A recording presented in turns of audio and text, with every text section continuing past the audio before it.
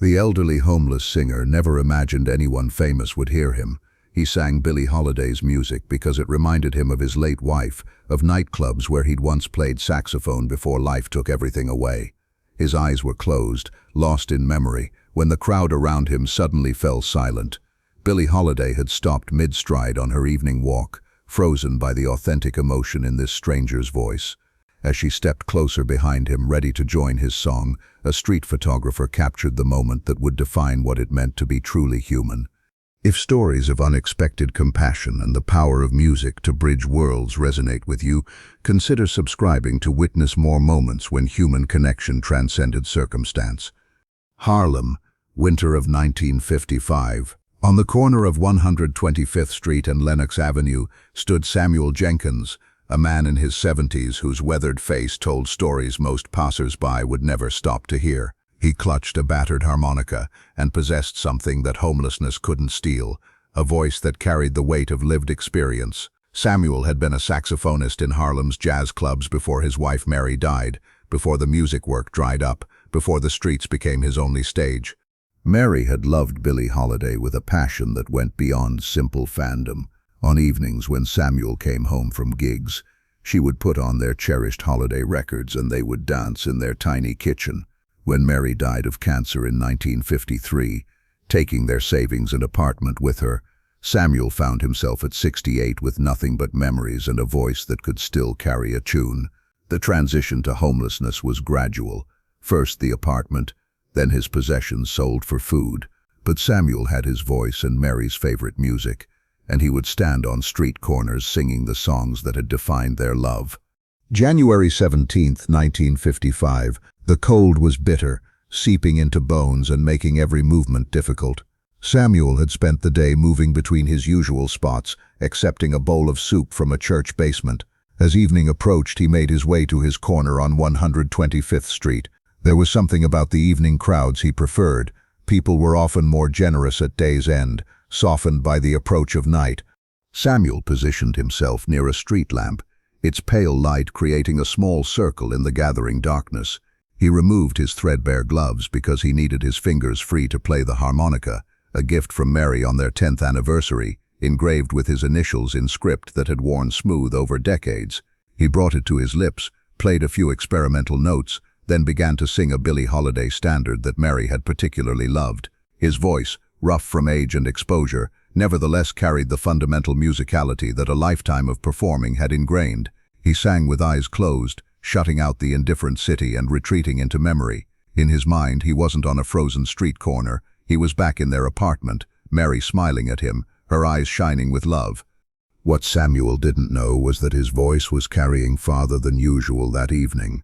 The particular acoustics of the street, the way buildings channeled sound, the relative quiet of a winter evening, all combined to amplify his performance. Several blocks away, Billie Holiday had just left the Apollo Theater where she'd been discussing a potential booking. She'd decided to walk rather than hail a taxi, wanting to feel the pulse of the neighborhood that had been so important to her career. Holiday was walking slowly, hands buried in her coat pockets, her signature gardenia absent on this informal evening. Then, cutting through the city noise, she heard something that made her stop completely. It was her own song, carried on a voice that had clearly known better days, but still possessed undeniable authenticity and soul. The voice trembled, but it was true. The phrasing imperfect but heartfelt, and there was something in the emotional delivery that struck Holiday with unexpected force. She followed the sound, her pace quickening as she turned onto 125th Street. As she got closer, she could see a small crowd had gathered, perhaps 15 or 20 people. Some stopped out of genuine interest, others waiting for the traffic light. The elderly man was singing with such vulnerable passion, his eyes closed against the world, his whole being focused on the music and memories it carried. Holiday felt something shift in her chest, a recognition that went beyond simple empathy. As Holiday approached the crowd's edge, she saw Samuel Jenkins fully. His clothes were layers of mismatched garments, each telling a story of desperate necessity. His face bore the map of hard living, lines carved by weather and worry, but his posture as he sang was dignified, even regal, shoulders back, head slightly lifted, as if the music restored something that circumstance had tried to steal. What struck Holiday most powerfully was the emotional authenticity in Samuel's interpretation. This wasn't someone performing for tips. This was someone singing because the music connected him to something precious. Among the gathered crowd was Marcus Webb, a young photographer documenting Harlem's authentic life for a series he hoped might be published. When he'd heard the singing and seen the crowd gathering, his instincts told him there might be something worth capturing. What Webb didn't anticipate was the arrival of Billie Holiday. He recognized her immediately, and more importantly, he recognized the significance of what he was witnessing. He raised his camera, adjusted his focus, and waited. Holiday moved closer to Samuel, her approach silent and careful. The crowd, recognizing the famous singer, fell into profound silence. Samuel, eyes still closed, didn't notice the change. He continued singing, his voice reaching toward the high notes with effort, the emotional conviction never wavering. He was singing for Mary, as he always did, each note a love letter to a woman who could no longer hear him except in whatever realm exists beyond the physical world. Holiday stood directly behind Samuel now, close enough to hear not just his voice but his breathing, the slight wheeze that spoke of lungs challenged by too many cold nights. She found herself deeply moved. Here was a man who had lost everything, yet he still had music and love, and those two things together created something that money and fame could never purchase. Without consciously deciding to, Holiday began to hum along softly, adding harmony to Samuel's melody, her voice barely audible at first but gradually gaining strength. Samuel felt the presence before he heard it, some subtle shift in the air. His eyes opened slowly, confusion giving way to awareness as he realized someone was singing with him. He turned his head slightly and saw her, Billie Holiday, the voice that had defined so much of his marriage, standing behind him, singing his late wife's favorite song. For a moment, Samuel thought he might be dreaming, but the voice was real, unmistakably Holiday's, and the hand that gently touched his shoulder was solid and warm. This was the moment Marcus Webb captured. His camera shutter clicked, preserving forever the instant when Samuel turned to see Holiday behind him, his face registering shock, giving way to gratitude, recognition, validation that transcended circumstance. Holiday's face showed compassion without condescension, deep human connection requiring no words. The crowd surrounding them was visible in the frame's edges, but the heart of the image was these two figures, the homeless elderly man and the famous singer, connected by music and something more fundamental than fame. Holiday continued singing with Samuel, her voice now fully present, transforming the street corner into an impromptu concert everyone present would remember forever. She adjusted her phrasing to match his, following his lead rather than imposing her own interpretation, showing respect for his performance. Samuel, recovering from his initial shock, sang with renewed strength, his voice gaining confidence as if Holiday's presence was healing something broken inside him. Together they finished the song, their voices intertwining in a way that felt both spontaneous and inevitable. When the final note faded, the crowd erupted in applause that seemed too loud for their numbers, amplified by emotion and the sense they'd witnessed something profound. Holiday turned to face Samuel fully, taking both his weathered hands in her gloved ones. She looked into his eyes with intensity that demanded he see himself as she saw him, not as someone to be pitied, but as a fellow artist, as someone who understood what music meant and why it mattered. Samuel felt tears streaming down his face, warm against his cold skin, and he made no effort to hide them. Holiday asked Samuel his name, and when he told her, she repeated it as if committing it to memory, giving weight to an identity the world had been ignoring.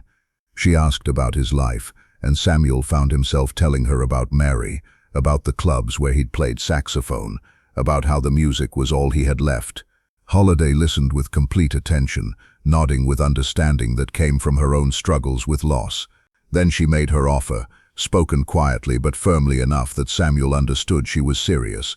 Holiday told Samuel she was scheduled to perform at the Apollo Theater in 3 weeks, and she wanted him to be part of that performance, not as a charity case, but as a musician who deserved to be on stage, whose voice and experience had value.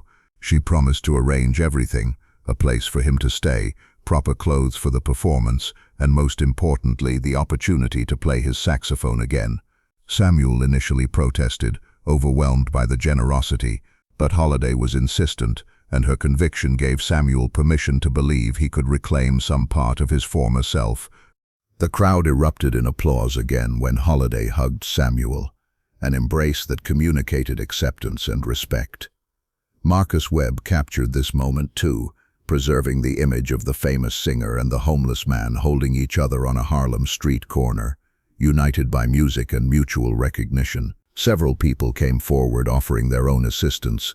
A woman who ran a boarding house offered Samuel a room at no charge. A man who owned a pawn shop mentioned he had saxophones that had been abandoned. A minister invited them both to his church for a warm meal. Marcus Webb understood immediately that his photographs were extraordinary. He developed them that night, working with excitement from knowing he'd captured something truly significant. The images told a complete story.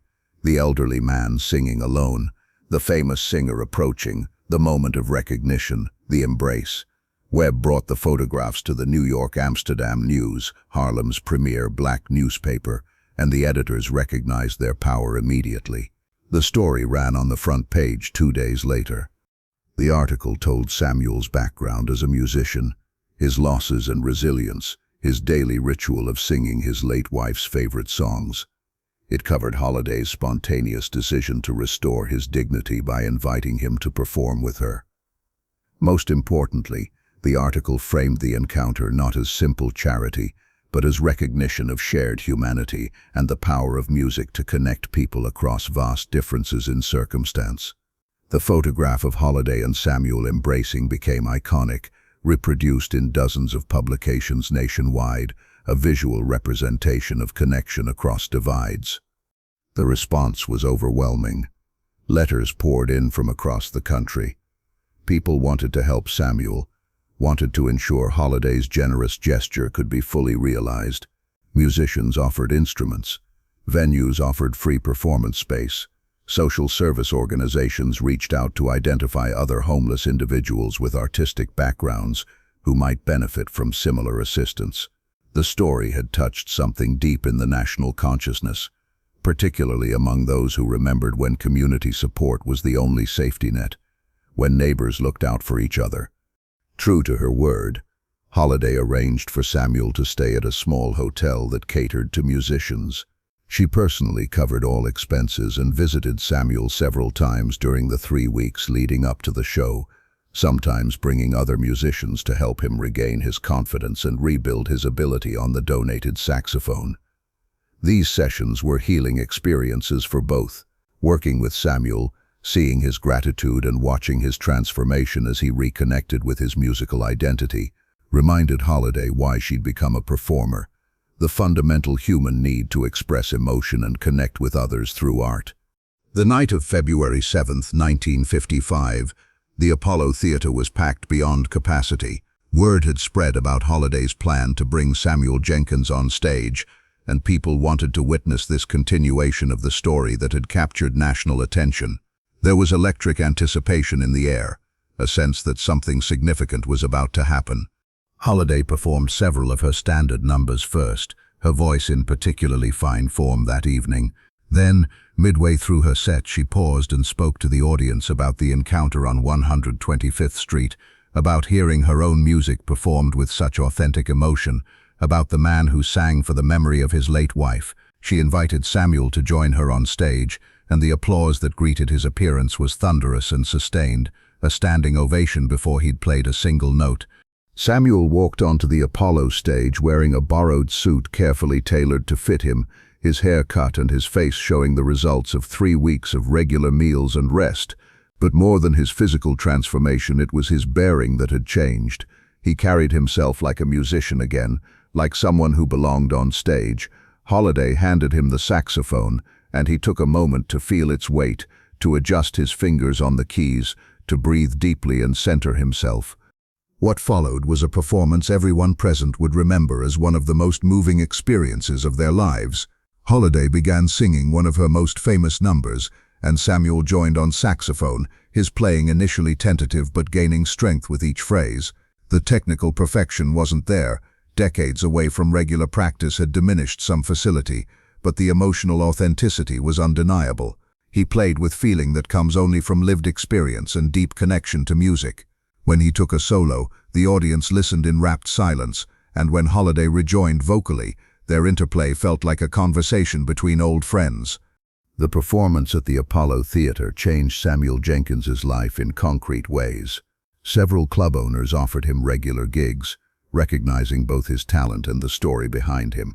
Holiday herself hired Samuel as a regular member of her touring band for the next year, giving him steady income and restoring his sense of professional identity.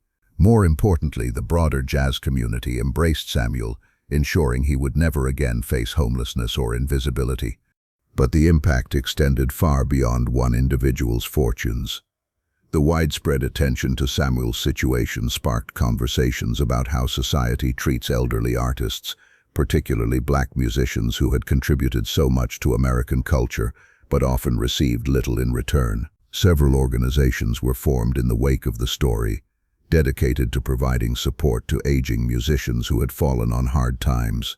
The Jazz Foundation of America, which would become a major force in supporting musicians in need, traces part of its inspiration to the public response to the Holiday Jenkins encounter.